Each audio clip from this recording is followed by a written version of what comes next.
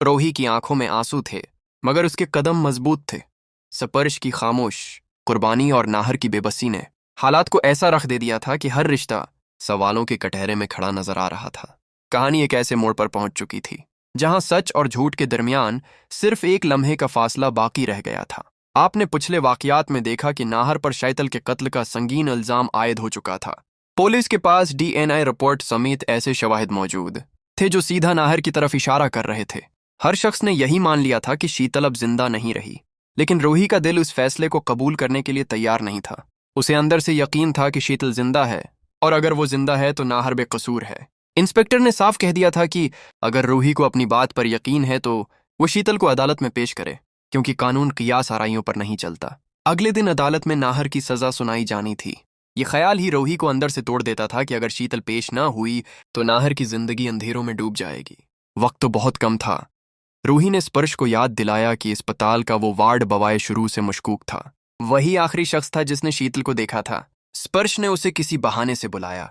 जैसे ही वो आया और उसकी नजर रूही पर पड़ी, उसके चेहरे का रंग बदल गया। वो घबराकर वहां से भाग निकला। यही भागना उसके जुर्म का पहला एतराफ था। रूही और स्पर्श ने फौरन उसका पीछा किया। भीड़ भाड़ वाले बाजार, सुनसान गलियां और अंधेरे रास्ते, वो दोनों बस एक उम्मीद के सहारे दौड़ते रहे। आखिरकार वार्ड बवाए एक वीरान मकान में दाखिल हुआ।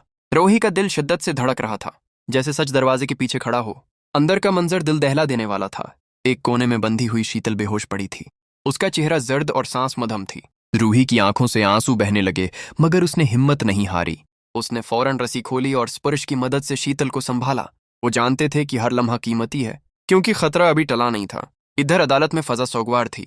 जज फैसला सुनाने ही वाले थे, और नाहर की आंखों में आखिरी उम्मीद भी बुझती दिखाई दे रही थी। अचानक अदालत के दरवाजे खुले। सबकी नजरें एक साथ पलटे। रोही अंदर आई और उसके साथ जिंदा शीतल। कमरा सुनाटे में डूब गया। नाहर की आंखों में आंसू आ गए। शैतल ने कमजोर आवाज में बताया कि उसे जहर दिया गया और फिर अगवा कर लिया गया। वार्ड बवाए ने किसी के इशारे पर उसे अस्पताल से गायब किया था। इस बयान ने नाहर के खिलाफ तमाम इल्जामात को हिलाकर रख दिया, मगर असल राज अभी बाकी था। वार्ड बवाए को गिरफ्तार कर लिया गया। सख्त पूछगुछ के बाद उसने मान लिया कि उसे बड़ी रकम दी गई थी, मगर वो नाम लेने से खौफजदा था। उसके चेहरे पर ऐसा डर था जैसे कोई ताकतूर साया उस पर मंडला रहा हो। रोही समझ चुकी थी कि यह साजिश किसी अजनबी की नहीं, बल्कि किसी करीबी की थी। ऐसा शख्स जो घर के राज जानता था और मासूमियत का निकाब ओढ़े सबके सामने घूम रहा था। अब कहानी एक नए इम्तिहान में दाखिल हो चुकी है। सच की हर परत खुलेगी, हर रिश्ता आजमाइश से गुजरेगा। रोही की हिम्मत ने साबित कर दिया कि अगर इरादा मजबूत हो तो अंधेरा ज्यादा देर कायम नहीं रहता। आने वाली एक साथ में मालूम होगा कि शीतल को जहर देने वाला कौन था, इस साजिश के पीछे किसका हाथ है, और क्या नाहर और रूही की जिंदगी दोबारा सुकून पा सकेगी।